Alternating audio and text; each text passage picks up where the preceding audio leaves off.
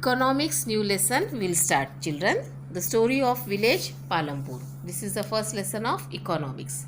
Now you might be surprised that why is the name of this lesson is the story of village Palampur.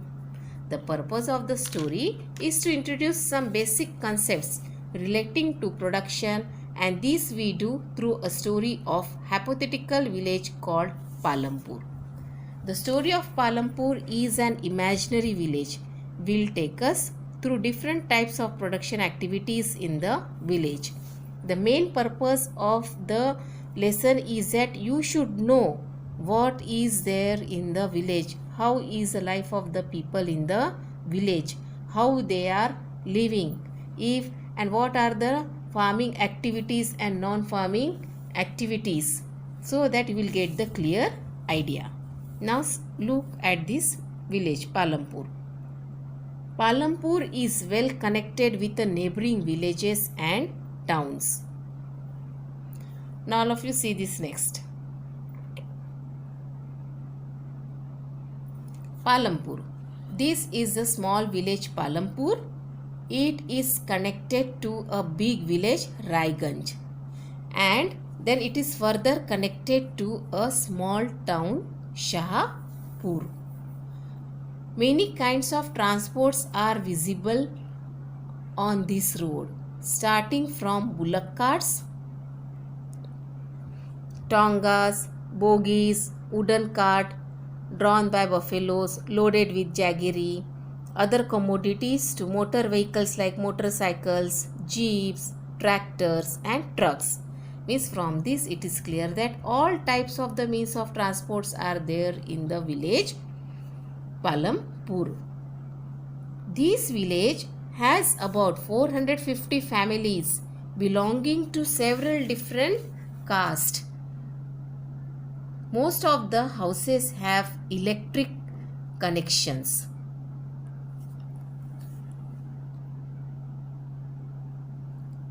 Now see this electric connection. Now you might be surprised that in this village electric connection. Yes, this village, there all types of the electricity facilities are there. Electric powers are all the tube wells in the field and is used in various types of small business. Now see this one. This is the power situation. Means there this tube well, this Palampur people, they are using the electric power in the tube well, so that easily they can give the water to the plants. That is called as irrigation facilities is well developed in the Palampur village. Education is also very good in the Palampur village. Palampur has 2 primary school and 1 high school. There is a primary health center run by the government and 1 private dispensaries where the sick are treated. The description above shows that Palampur has fairly well developed system of road, transport, electricity, irrigation and schools and health centers. Understood? Means all the facilities are there in the Palampur. In the same way, the other production activities referred to as non-farm activities, including small scale manufacturing, shopkeeping, dairy, transport services, all these are the non-farm activities where these activities they are doing in the Palampur village. Now see, organization of production. The aim of production is to produce the goods and services that we want. There are 4 requirements for production of goods and services. The first requirement is land, water and other natural sources such as water, forest and minerals. The second requirement is labor. Second requirement is labor, that is people who will do the work.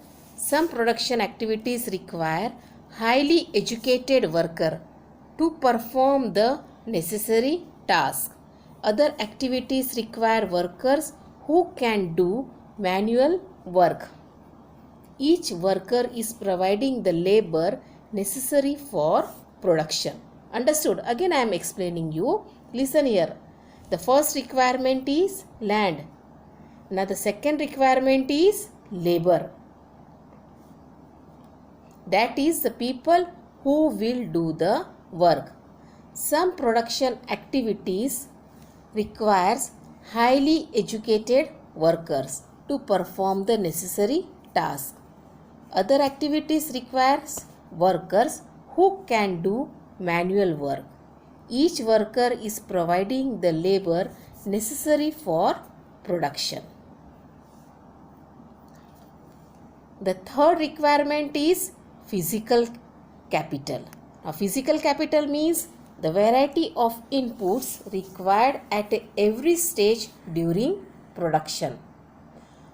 And what are the items that come under physical activities are all these are the tools. All these tools we required in the physical activities. Tools, machines, buildings, all these are there. In the same way, these are also called as a fixed capital. Now for example, you take this one. Now here the raw material. Here the raw material is this one. This is the raw material. That is called as a what? The soil, which is the clay the potter is using. And this is this one which is he is making the pots, that is the wheel. It is called as a fixed capital. Understood? And this is the raw material. So all this we required. Raw material and money in hand are called as a working capital. Means this raw material, money, all these are called as a working capital. And unlike tools, machines and buildings, these are used up in production. Now the third one, the fourth requirement too, you will need a knowledge and enterprise to be able to put together land, labor and physical capital and produce an output either to use yourself or to sell in the market. These days is called human capital. We shall learn more about human capital in the next chapter. Now see here, from this flow chart you will get the clear idea. Factors of production. Factors of production are which one? This one, land, labor, and in physical capital two are there, fixed and working and human capital. So these are the 1, 2, 3, 4. These are the 4 requirements. These are the most important 4 requirements.